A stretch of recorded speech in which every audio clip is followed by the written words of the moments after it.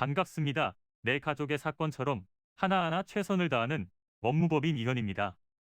누구나 법적 문제가 생기면 심적으로나 경제적으로 큰 부담을 갖게 됩니다. 혼자서 해결해 보려 하겠지만 만족스러운 결과를 이끌어내기가 쉽지 않죠.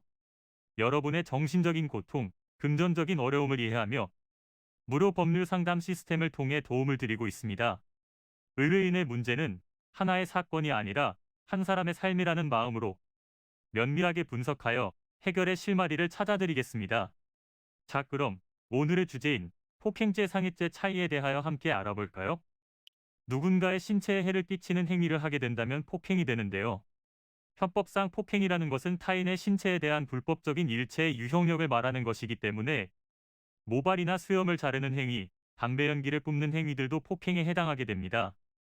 폭행의 행위를 고의를 가지고 하게 된다면 폭행죄가 성립되어 형사처분을 받게 되는데, 단순 폭행죄가 성립한다면 2년 이하의 징역 또는 500만 원 이하의 벌금, 구류 또는 과료에 처해지며 상습으로 범하는 경우 2분의 1까지 가중된 처벌을 받게 됩니다.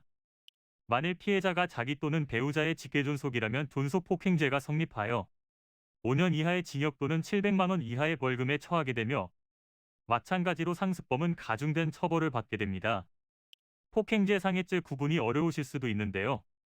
상해라는 것은 사람의 신체의 완전성을 해하여 생리적 기능에 장애를 발생시키는 것으로, 폭행의 결과로 인해 상해가 발생했다면 상해죄로 처벌을 받게 됩니다.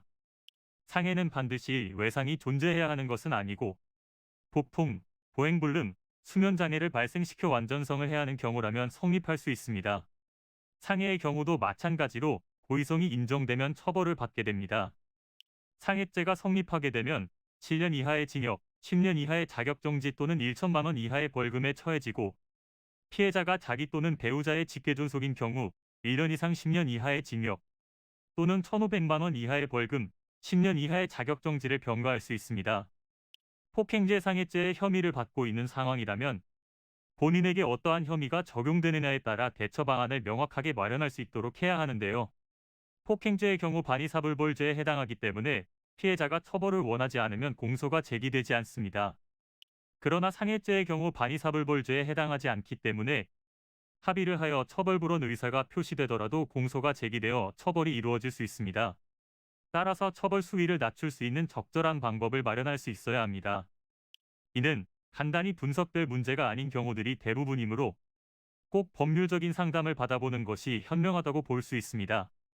그리고 가능한 한 긴 싸움이 되지 않도록 최대한 빠르게 조치를 취하는 것이 좋습니다. 미루면 미룰수록 사건에 대한 난이도가 높아질 수도 있기 때문이지요. 가벼운 병도 방치를 하면 상당히 무거운 병이 되듯이, 이 또한 역시 사전에 바로잡으셔야만 간단한 조치로도 해결할 수 있는 가능성이 높아지는 것입니다. 여러분이 골머리를 앓고 계신 그 사안, 저희 법무법인 이현에게 알려주세요. 무료로 제공해드리는 법률 서비스를 통해 든든한 지원군이 되어드리겠습니다. 간혹 무료 법률 상담이라고 쓰여 있어 변호사가 아닌 사무장 등과 상담하는 줄로 오해하시는 분들이 계시는데, 이는 전혀 아니며 저희 법무법인 이현은 변호사와 1대1로 상담이 이루어진다는 점을 다시 한번 꼭 알려드립니다. 저희는 하나의 분야가 아닌 민사, 형사, 가사뿐만 아니라 비송사건 등 모든 것을 추구하고 있는 종합 로펌입니다. 가장 궁금해하시는 사건의 해결 가능성과 해결의 키포인트, 예상되는 문제점과 해결 방안 등을 총망라하여 종합적인 시각으로 안내해드리고 있습니다.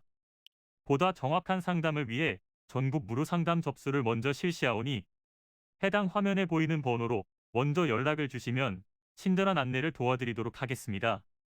인터넷으로 법무법인 이현을 검색 후 홈페이지를 살펴보시고 와도 좋습니다.